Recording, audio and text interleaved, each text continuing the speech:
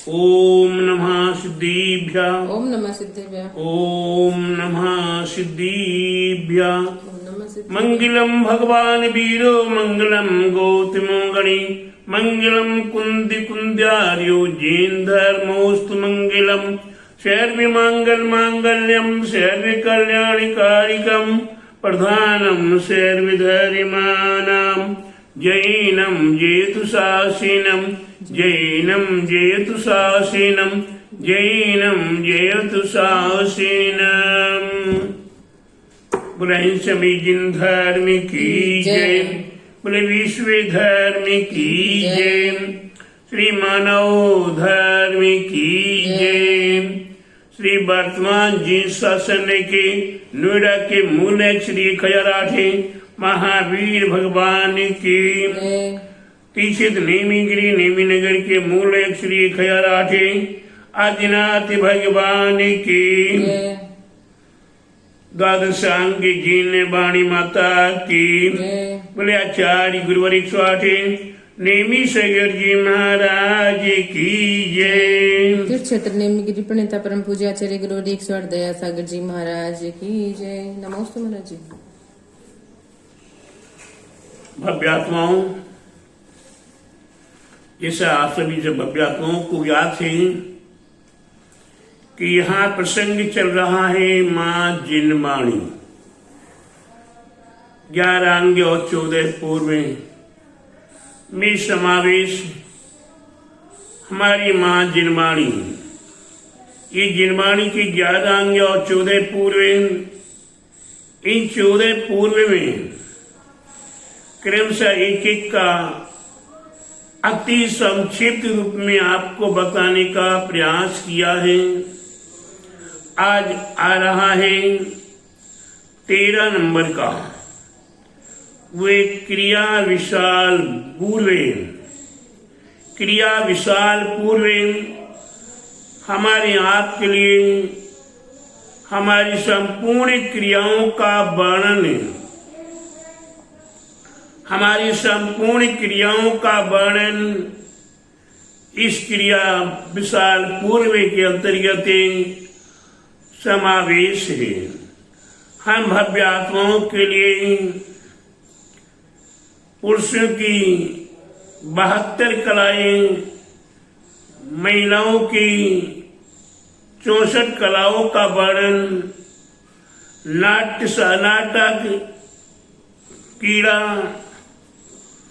वाद्य, नृत्य, रस, छंद आदि अनेकों प्रकार की क्रियाओं का वर्णन किया हुआ है। हमारे व्रत उपवासों की क्रियाओं का वर्णन, खाने पीने की संपूर्ण वस्तुओं के संबंध में किस प्रकार की क्रिया करनी चाहिए।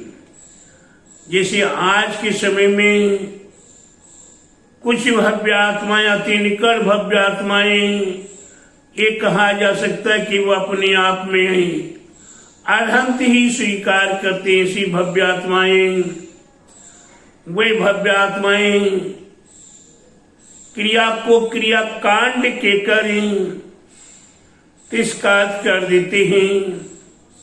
ये उपवास करना, ये व्रत करना, ये शुद्धि करना,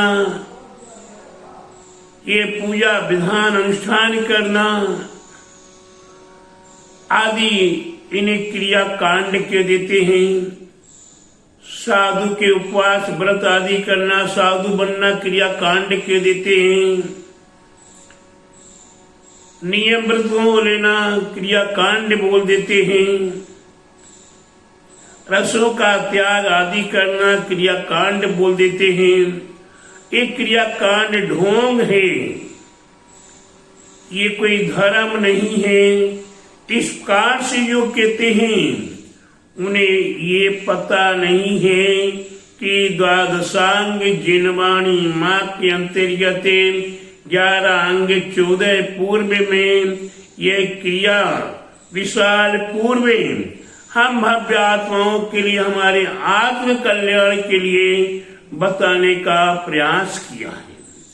हमारी सुबह से लेकर सुबह प्रातः काल से लेकर निद्रा से उठने के साथ साथ ही जो क्रियाएं शुरू होती हैं उन संपूर्ण क्रियाओं का वर्णन जब तक रात्रि में हम शयन नहीं कर जाते हैं तब तक की क्रियाओं का वर्णन एवं रात्रि में जो हमें सपने आदि कर देख रहे हैं या अपने शरीर का हलन चलन कर रहे हैं उन्हीं सभी को भी क्रिया विशाल पूर्व के अंतर्गत बताने का हमारा प्रयास किया गया है। हम भव्यात्माओं को विचार करना है कि इस क्रिया को किस प्रकार से करना है। क्रिया तो करनी पड़े, बिगर क्रिया के कुछ भी नहीं होगा। क्या चाहे सांसारिक कार्य हो, चाहे पारमार्थिक कार्य हो, और चाहे व्यवहारिक कार्य हो, और चाहे सामाजिक कार्य हो, और चाहे पारिवारिक कार्य हो, किसी भी कार्य को करने के लिए प्यारे बंधुओं कान खोल के सुन लीजिए, कान खोल के सुन लीजिए। बिगैर क्रिया के कोई भी कार्य सिद्ध नहीं हो सकता है और क्रिया के बगैर आपका ना सांसारिक कार्य होगा, ना पारमार्थिक कार्य होगा और न ही आपके व्यवहारिक कार्य होगा, न सामाजिक कार्य हो पाएगा। इसलिए प्रत्येक भव्यात्माओं को ये विचार करना है, प्रत्येक भव्यात्माओं को ये विचार करना है हमें क्रिया करनी सो कैसे करनी है। हमारी क्रिया दो प्रकार से, एक शुभ क्रिया, एक अशुभ क्रिया। एक क्रिया शुभ क्रिया है जिस क्रिया को हम देख शोध करें, सावधानी पूर्वक करे, वह क्रिया शुभ क्रिया हो जाती है। और एक क्रिया वह है जो क्रिया बिगड़ देखे, बिगड़ शोधे, समय बेसमय पर कोई भी कार्य कर रहे हैं, वह अशुभ क्रिया है। शुभ क्रिया पुण्य का कारण है, अशुभ क्रिया पाप का कारण है। पाप के कारण से क्रियाएं हम अनादि काल से करते चले आ रहे हैं। बिगैर क्रिया किए कर्मों का आश्रव नहीं होगा, बिगैर क्रिया किए कर्मों का बंध नहीं होगा, बिगैर क्रिया किए कर्मों का निर्जरण नहीं होगा, कर्मों का संबर नहीं होगा और कर्मों की निर्जरा नहीं होगी। ये कुछ होगा तो क्रिया के साथ ही होगा। इसलिए हमें कर्मों का आश्रव ही हमारा अनाहत रूप से चल रहा है कि अशुभ क्रियाओं का पाप कर्म का आश्रव अनादि से चलता चला आ रहा है। वह अपना पाप कर्म उदय में आता है, दूसरे पाप कर्म को निमंत्रण देके जाता है। लेकिन प्यारे बंधुओं, शिव क्रिया हमारे आप के लिए करने के लिए हमारे पूर्व आचार्यों ने क्रिया कोश आदि ग्रंथ निर्माणित किए हुए हैं। क्रिया कोश ग्रंथ आदि में हमारे क्रियाओं का, हमारे कैसे किस खाने में किसकी मर्यादा कितनी है, कैसे क्रिया करनी है, मंदिर बनवाना है, पूजा करना है, पाठ करना है, मूर्ति कैसे बनानी है, मूर्ति का आकार आदि कैसा होना चाहिए, इन सब की क्रियाओं का वर्णन एवं आप उपवास व्रत कर रहे हैं तो आपको स्नान करना है, अंजन मंजन आदि करना है कि नहीं करना है, पानी आदि पीना नहीं पीना है और नाना प्रकार के सांसारिक क्रियाओं को करना है या नहीं करना है, इन सभी का उल्लेख क्रिया कोश ग्रंथ में दिया हुआ है। हम बिगैर क्रिया कोश ग्रंथ को जाने, हम बिगैर क्रिया कोश ग्रंथ को जाने बिगैर हम रत्नीकरण साधकाचार्य को जाने बिगैर हम पुरुषार्थ सिद्धि पाए ग्रंथ को जाने बिगैर हम ये कह दें कि क्रिया कांड है, ये व्यर्थ का है, इसको करने से कोई कल्याण होने वाला नहीं है। एक जो सोनगढ़ पंथ है वे चौका लगाने के लिए निषेध करता है, हवन पूजा करने का निषेध करता है, शांति धारा आरती भक्ति करने का निषेध करता है, नृत्य भक्ति करने का निषेध करता है और भी अनेकों प्रकार से साधु संतों को आहार आदि देने से निषेध करता, साधु संतों को नमस्कार करने के लिए निषेध करता। तो प्यारे बंधुओं, हमारा कल्याण अगर होगा, हमारा कल्याण होगा तो गुरुजनों के नमस्कार भक्ति से होगा। गुरु गोविंद दो खड़े काके लागे पाए, बलिहारी गुरु आपकी गोविंद दियो बताए। मैं कहता हूं गोविंद दियो बनाए। प्यारे बंधुओं, गुरु और जिनेन्द्र भगवान दोनों ही एक साथ हैं, जिसे कहते गुरु और गोविंद दोनों खड़े एक साथ में हैं। हम नमस्कार किसको पहले करें?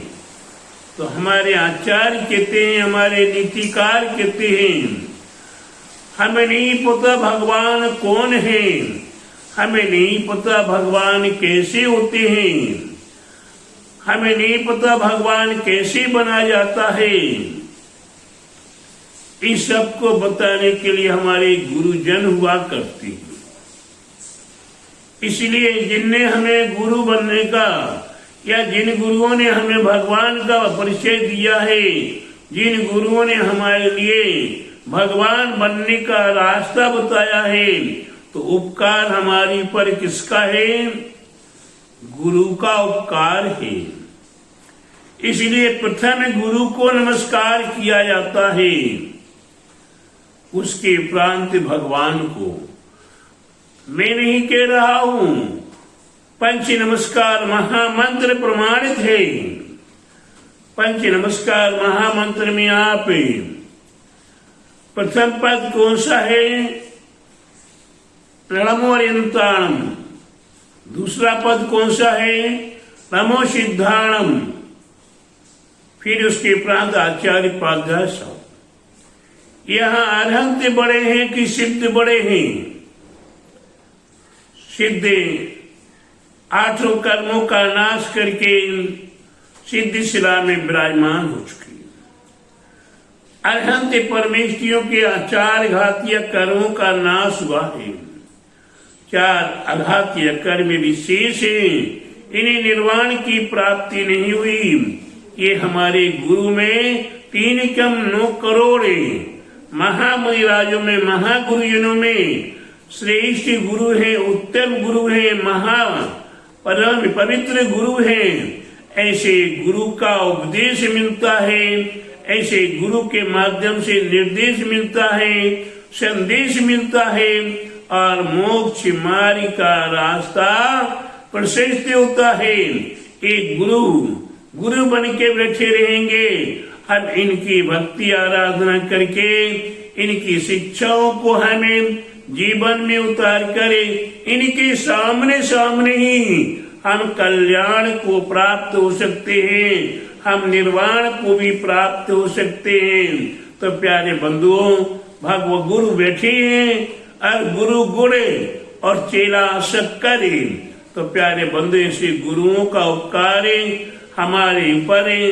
इसलिए प्रथम गुरु को नमस्कार करने के लिए निर्देश है, लेकिन सोनेगढ़ पंथ ये गुरु नहीं है, इनमें ये दोष है, इनमें ये दोष है, इनमें ये दोष है। अरे बाय दोष दोष देखते रहोगे तो कभी हमें गुण दिखाई नहीं देंगे। और जब गुण देखना शुरू कर दो तो आपके लिए दोष दिखाई नहीं देंगे। अगर आपकी श्रद्धा, आपकी आस्था, आपका विश्वास किसी एक गुरु पर बैठ गया तो आप उन गुरु के कितने भी दोष होंगे वो दोष दिखाई नहीं देंगे, दोष समय में नहीं आएंगे। अरे गुण ही गुण दिखाई देंगे। और कहीं आपने किसी गुरु में एक दोष देख लिया, उस एक दोष से दोष दोष दोष दोष कहते कहते आपने देखा था दोष, लेकिन वो दोष था या नहीं था ये तो आप नहीं जान पाते हैं, गुरुजन स्वयं जानते हैं। और गुरुजन नित प्रति प्रतिगण करते हैं, नित प्रति प्रायश्चित लेते हैं और नित प्रति अपने आप का निंदा गढ़ा आलोचना किया करते हैं। तो प्यारे बंधु, गुरुजन तो अगर भूले से भी कोई भूल से दोष हो भी गया तो उसका प्रक्षालन कर लेंगे। लेकिन आपने जो गुरु को दोषारोपण करना शुरू कर दिया, सिद्धांत वैसी बन के आपने गुरु पर दोषारोपण करना शुरू कर दिया, ये प्यारे बंधु ये पाप आपका कटाए नहीं कटेगा। ये पाप महापाप कर लिया, ये महापाप आपके जीवन को पतन में पहुंच कर देगा। इसलिए हमें एक क्रिया विशाल पूर्व को जानना है। इसमें नाटक भी आता है, इसमें गीत भी आते हैं, इसमें संगीत भी आता है, इसमें वाद्य भी आते हैं, इसमें नाना प्रकार की संपूर्ण क्रियाओं का वर्णन क्रिया विशाल पूर्व के अंदर है। एक विषय ले लें, घंटों चलेगा, लेकिन आपको संक्षिप्त समय में संक्षिप्त सारांश यही है कि आपके शरीर की जितनी भी मन वचन काय की ये भी क्रिया हो रही है, उन्हीं क्रियाओं को किस प्रकार करना है और किस प्रकार नहीं करना है, इन सभी का उल्लेख हमारे क्रिया विशाल पूर्व के अंतर्गत हम भव्यात्माओं को कितने श्लोकों के माध्यम से 9 करोड़